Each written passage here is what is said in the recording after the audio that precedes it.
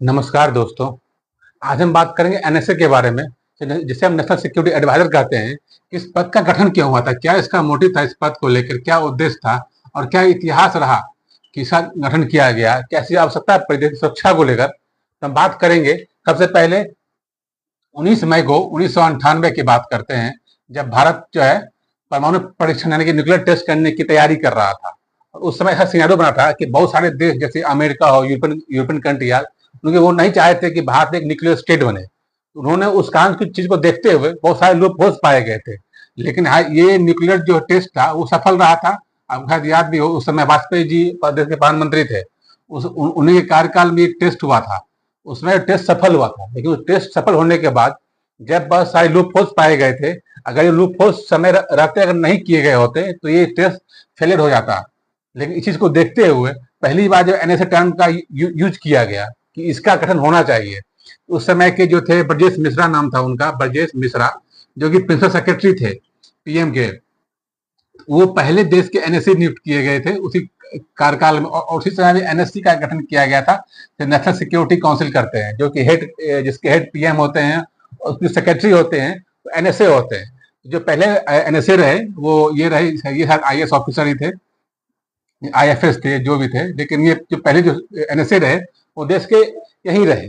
उसके बाद ये देखा गया कि इसका जो एनएसए है इसका हम यूज क्या करेंगे, क्या इसका इंपॉर्टेंस है, ये क्या की रोल करता है भारत की सुरक्षा को लेकर, चाहे देश के अंदर हो या बाहर हो, सीमा सुरक्षा हो या और चीजें जैसे आतंकवाद हो, नक्सलवाद हो। इसका काम क्या है, इसका स्ट्रक्चर क्या है, हम उस बारे में बात करें। इसका क्या की रोल है, इसके बाद बात करेंगे की रोल की। इसका सबसे बड़ा मेन की रोल है वो है कोऑर्डिनेशन का। ये कोऑर्डिनेट करती है मुख्यतः जितने भी हमारे सुरक्षा एजेंसियां हैं, जैसे आईबी हो, रॉ हो, एनआईए हो, या एनटीआर हो, मिलिट्री इंटेलिजेंस हो, डीआईए जिसे हम डिफेंस इंटेलिजेंस एजेंसी कहते हैं, वो उन सब के साथ कोऑर्डिनेट करती है। आईबी हो गया, रॉ है, इन सब के साथ जो और भी एजेंसियां हैं इनके साथ कोऑर्डिनेट करती है, और इसे कोऑर्डिनेट करके एक स्ट्रांग बॉन्ड बनाती है, जो लूप होल्स हो उन्हें पकड़ना, उन्हें फिलअप करना। और सारी एजेंसियों की मिलकर ये एक साथ पीएम को रिपोर्ट करते हैं, क्योंकि ये जो मान से आईबी हो गया ये गृह मंत्रालय के अंदर आती है, रॉ हो गया ये पीएम के अंदर आता है, एनआईए हो गया ये गृह मंत्रालय के अंदर हो गया। अलग अलग जो है एजेंसियां हैं अलग अलग मंत्रालय के अंदर आती है, लेकिन उनके साथ तालमेल बैठाने का काम जो है वो एनएसए ही करती है। वो काम एनएसए का काम होता है। और इसी देखिएगा, जैसे जैसे जैसे इसका प्रशासन हो गया, जिसे हम कहते हैं एडमिनिस्ट्रेशन कहते हैं, वो कैसे काम किया किया जाता है। इसके बात करेंगे, हम एडमिन की बात करेंगे। तो सबसे पहले चीज ये देखिएगा, जो सबसे मेन होता है वो एनएससी होता है। देश की सबसे बड़ी जो कमेटी है, एक तरह से ये कह लीजिए नेशनल सिक्योरिटी काउंसिल, इसके हेड पीएम होते हैं, जैसे आपने सुना होगा। लेकिन इसके जो सेक्रेटरी होते हैं वो एनएसए होते हैं। एक तरह से ये कह लीजिए सारा काम धाम जो भी चीजें होती है वो एनएससी देखते हैं। एनएससी के मेंबर कौन कौन होते हैं, होम मिनिस्टर हो, डिफेंस मिनिस्टर हो, सीडीएस हो, प्राइम मिनिस्टर, और चीजें जैसे सीडीएस हो, ये इसके मेंबर होते हैं। और सबका कोऑर्डिनेट करने का काम एनएसए करती है। इस मीटिंग में ये होता है कि हमारे देश की जो डिप्लोमेटिक्स है, एजेंसियां जो कैसे काम करेगी, क्या उनका बजट रहेगा, किस चीजें क्या रहेगी, वो सारा काम इन्हीं कराता है, वो एनएसए करते हैं। लेकिन मान लीजिए पीएम तो मान लीजिए बदलते रहते हैं, या defence minister, home minister, home secretary, वो चेंज हो जाते हैं। लेकिन आप देखिएगा 10 साल से, लास्ट 10 ईयर से जो हमारे एनएसए हैं वो अभी डोबाल ही रहे हैं। इनका इसलिए एक स्ट्रांग बॉन्ड बना दिया जाता है इस पद को लेकर। जैसे इसका ये कर लीजिएगा, एडमिनिस्ट्रेशन सेक्रेटरी हो जाते हैं किसी विभाग, जैसे आप देखते होंगे कोई मंत्रालय है उसके मंत्री बदल जाते हैं, लेकिन सेक्रेटरी जो रहते हैं वो बने रहते हैं लंबे समय तक।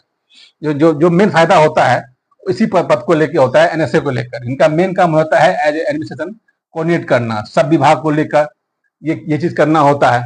और हम बात करेंगे इनके स्ट्रक्चर को लेकर, इनका ढांचा क्या है। जैसे मान लीजिए सके ये एनएसए हो गए, तो इनके अकेले तो काम नहीं करते होंगे, इनके नीचे और भी काम करते होंगे। इनके नीचे जो है वो लगभग 3 डिप्टी एनएसए होते हैं, डिप्टी 3 एनएसए होते हैं, और एक होता है एडिशनल एडिशनल एनएसए होते हैं जो इनको असिस्ट करने का काम करते हैं। मान लीजिए ये एनएसए हैं, पीएम के साथ बाहर आते जाते रहते हैं, जो नहीं तो देश कैसे छोड़ देंगे। उनके लिए क्या है, 3 deputy CM, sorry 3 deputy NSA नियुक्त किए गए रहते हैं, जो मोस्टली सीनियर आईपीएस रैंक के अधिकारी होते हैं, जो सीनियर आईपीएस देश के होते हैं। जैसे आईबी चीफ, रॉ चीफ जो रिटायर होते हैं उनको नियुक्त किया जाता है। जैसे अभी मान लीजिए राजेंद्र खन्ना है, वो रॉ चीफ रह चुके हैं, वो अभी डिप्टी एनएसए हैं। एडिशनल एनएसए भी रहते हैं, वो सीनियर आईपीएस ऑफिसर ही रहते हैं। उनका काम ऐसे ही रहता है, इनको असिस्ट करना रहता है, वो अपने फील्ड के मास्टर होते हैं, जो उनको असिस्ट किया आता है। जैसे एनएसए जैसे अभी हैं, अजीत डोवाल हैं, वो खुद आईबी चीफ रह चुके हैं 2005 में। आप देखिएगा 2005 तक जो था वो आईबी चीफ थे। उनके बाद फिर रिटायर किए गए। जब 2014 आया तो एनडीए बीजेपी की सरकार ने उन्हें एनएसए नियुक्त किया गया। वहां से लेकर 24 तक अभी तक टिल एनएसए बने हुए हैं। आगे देखेंगे नेक्स्ट टेन्यू जब अगर सरकार बनेगी तब तक ये क्या होता है। लेकिन अगर 10 साल सही है, आने वाले 5 साल, नेक्स्ट 5 साल अभी वो देश के एनएसए रहेंगे, ये तय हो चुका है। और हम इसके बाद बात करेंगे इसकी आवश्यकता क्या है। जैसे अगर बात करिए तो उनका ढांचा हो गया काम करने का, ये क्यों किया गया, मैं शुरुआत इसका आवश्यकता को लेकर, क्या इनकी नेसेसिटी है, क्या इनका इम्पोर्टेंस है, इस पद का क्या इम्पोर्टेंस हो जाता है, ये कर लीजिए इम्पोर्टेंस को लेकर। ये अगर ये होता है, अगर नहीं होता है मान लीजिए, तो देखो क्या क्या फर्क पड़ता है। इसके बहुत सारे कैसे आपको एग्जाम्पल बताने वाला हूँ, क्या क्या इसका इम्पोर्टेंस अभी हुआ है 5 साल 10 सालों में, क्या इस पद का इम्पोर्टेंस रहा है। सबसे पहले अगर बात किया जाए, जैसे मान लीजिए उड़ी या पुलवामा से घटनाएं होती हैं, तो भारत जवाबी कार्रवाई करती है, सर्जिकल स्ट्राइक हो, एयर स्ट्राइक का काम करती हो। सबसे मान लीजिए सर्जिकल स्ट्राइक हुआ, ठीक, तो सर्जिकल स्ट्राइक में तो भारतीय सेना का काम किया, जो होती है स्पेशल फोर्सेस का काम होती है। और स्पेशल फोर्सेस का सेना होता है, जैसे मान लीजिए आर्मी का काम है, तो आर्मी में यूनिट हो जाती है स्पेशल फोर्सेस। ये है एमआई के अंदर काम करती है, जो कि होता है मिलिट्री इंटेलिजेंस के अंदर काम करती है। ये अलग विंग हो गया। मान लीजिए हमें पाकिस्तान जाना है, पीओके जाना है, तो वो तो एक तरह के लिए बाहरी एक्सटर्नल इंटेलिजेंस हो गया। तो वहां पे क्या काम करेगी, वहां पे रॉ काम करेगी। जैसे घटना हुआ था उड़ी का, उसमें एनआई की टीम भी गई थी, उन्होंने डाटा एनालिसिस किया था, आईबी की टीम भी थी, आईबी था, एनआईए था, इन्होंने सब मिलकर काम किया था। ये देखिएगा, ये गृह मंत्रालय के अंदर आ जाएगा, ये पीएम के अंदर है, ये आर्मी के अंदर है, सबका अलग अलग पोर्टफोलियो है। इन सब में कोऑर्डिनेशन तो हो नहीं पाएगा, सबका अलग अलग काम का है। इस सबको एक साथ मंच पे लाने का काम क्या करती है, एनएसए करती है। एनएसए नहीं होगी, समझ लीजिए इनका तालमेल जो है बहुत कमजोर पड़ जाएगा, बहुत सारे लूप होल्स आएंगे, जिनके कारण कैजुअलिटीज और भी ज्यादा बढ़ेगी। इस चीज को देखते हुए डाटा एनालिसिस किया जाता है, जिसके आधार पर हमारी सेना सर्जिकल स्ट्राइक करती है। फिर से मान लीजिए एयर स्ट्राइक हो गया था, एयर स्ट्राइक भी हुआ था, जैसे पुलवामा हुआ था, हमारे सीआरपीएफ के जवान शहीद हो गए थे। जवाबी कार्रवाई में उन्होंने क्या किया था, एयर स्ट्राइक किया था। एयर स्ट्राइक उन्होंने जाके कहाँ पे किया था, पाकिस्तान में जाके किया था। उसके लिए डाटा चाहिए होगा ना कि वहां पे कौन कौन गतिविधियां हो रही है, उसी डाटा देखते हुए वो काम रॉ का काम करती है, रॉ करती है। और यहाँ पे काम किया गया, एयर स्ट्राइक किसने किया, एयरफोर्स का किया गया होगा। इसमें होता है डीआईए का भी काम होता है, डिफेंस इंटेलिजेंस एजेंसी, जो अलग अलग सेना के एजेंसियां होती है, वो अलग अलग काम करती है। इस सबको मिला के काम करने का क्या करती है, वो सारा काम एनएसए ही करती है, अलग कोई नहीं होती है। और ये पीएम को रिपोर्ट करते हैं कि सर हमें ये काम करना चाहिए, तो इस सबका हाथ मिल के काम किया जाता है। और इस जैसे सेक्रेटरी होते हैं एनएससी की, जैसे मैंने बताया भी था कि एनएससी में बहुत सारी सबसे इंपॉर्टेंस कर लीजिए, पूरे देश का जो कमेटी है, जो काउंसिल है, वो एनएससी होती है। वो देश की नीतियां तय करती है, वो यही करती है। इसमें जैसे देश के डिप्टी नीति आयोग चेयरमैन होते हैं, वो होते हैं defence minister, home minister, defence secretary, home secretary, finance minister हो गया, फॉरेन सेक्रेटरी हो गए, विदेश मंत्री हो गए।